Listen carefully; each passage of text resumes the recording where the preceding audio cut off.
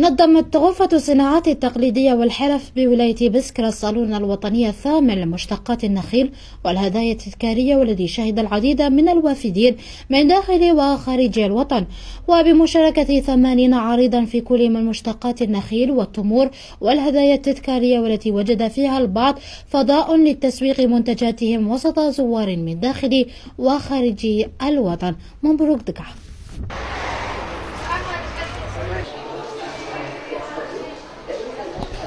نظمت غرفة الصناعات التقليدية والحرف لولاية بسكرة الصالون الوطني الثامن لمشتقات النخيل والهدايا التذكارية، الذي يدوم من 22 ديسمبر إلى غاية 5 جانفي من سنة 2019.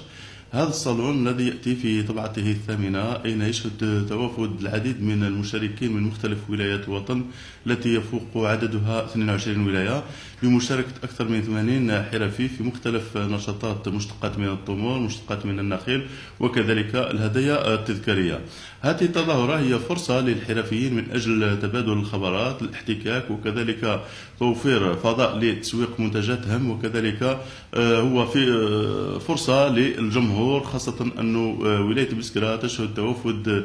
سياحي كبير تزامنا مع العطلة الدراسية وكذلك نهاية السنة. هو فرصة فعلا لكل الزائرين من أجل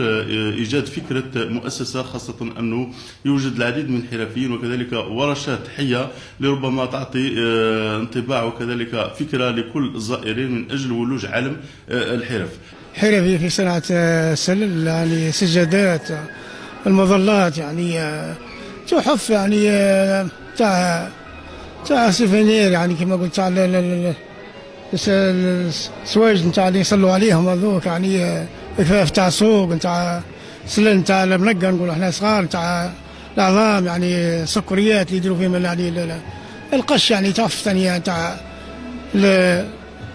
الشنبر يحطوهم يعني فوق الخزانه ولا فوق التلفزيون، وكفاف ثاني تحف صغار نتاع 10,000 وتاع 20,000 حتى ل 100,000، وهم يعني من كل نوعيه، من الظلات ثاني من نوع ثاني رفيع، هذا كل ناخذ فيهم يعني من سعف النخيل، من مشتقات النخيل. هذه التظاهرة كذلك هي فرصة لكل يعني المؤسسات وكذلك الفنادق السياحية التي تعرف يعني رواج كبير وإنشاء العديد من المركبات السياحية على مستوى ولاية بسكرة من أجل اقتناء منتجات الصناعة التقليدية، وكذلك ربما هذه الفرصة للتعرف على كل ما هو تراث وطني وكذلك حرف يدوية لربما